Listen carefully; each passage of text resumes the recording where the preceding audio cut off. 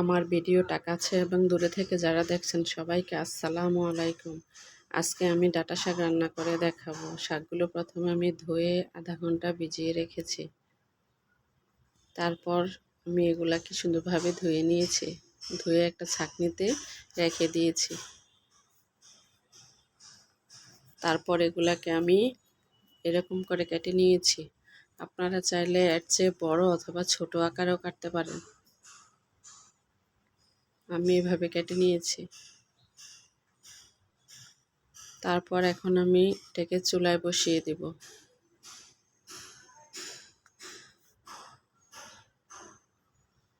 বসে আমি এখানে কাঁচামরিচ দিয়ে দেব। কাঁচামরিচগুলো আমি আগে থেকে কুচি করে রেখেছি। শাক ভাজি এগুলাতে আমার কাঁচামরিচ কুচিটাই ভালো লাগে। আস্ত করে দিলে কাঁচামরিচটা ফালানো যায়। তারপর পরিমাণ মতো পেঁয়াজ দিয়ে দিলাম। দিয়ে দেব স্বাদ মতো লবণ। লবণটা একটু কমই দেব, কারণ শাকগুলো ভাপ আসার পর একদম কমে যায়। দেখে চেক করে আবার দেব। এখন উল্টে পাল্টিয়ে দিচ্ছি। এই যে দেখুন শাকগুলো কেমন কমে গিয়েছে।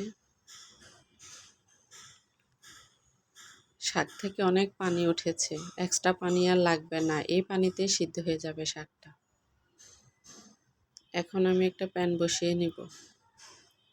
প্যানে পরিমাণ মতো তেল দিয়ে নিব। দিয়ে আস্ত 4টা শুকনো মরিচ দিয়ে নিব। মচমচে করে ভেজে নিব শুকনো মরিচগুলা।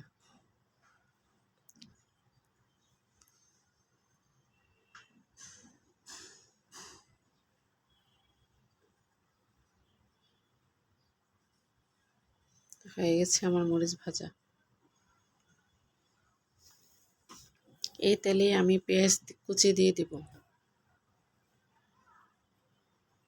পেঁয়াজ, একটা আস্ত রসুন। আমার কাছে শাকের মধ্যে রসুনটা খুবই ভালো লাগে, এই জন্য আমি একটু বেশি করে দিই।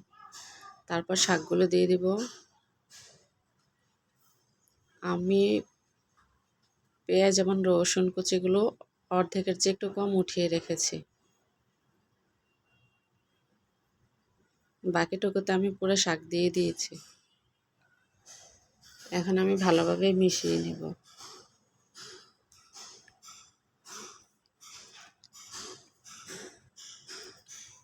এখন পেঁয়াজ বেরেস্তাটা রেখেছিলাম যে এটা পুরোটা দিয়ে দিয়েছি। দিয়ে আবারও ভালোভাবে নেড়েচেড়ে মিশিয়ে নিয়েছি। দেখুন আমার শাকের কালারটা কত সুন্দর আসছে।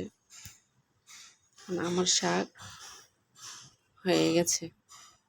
এখন পরিবেশনের পালা। আপনাদের কার কার কাছে শাক ভালো লাগে কমেন্ট করে জানাবেন।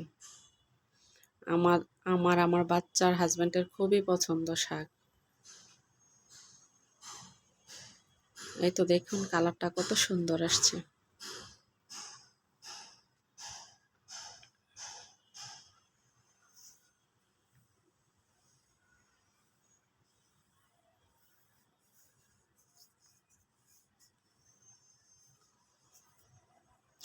সবাই ভালো থাকবেন। আসসালামু আলাইকুম। Tata, bye bye, and take care.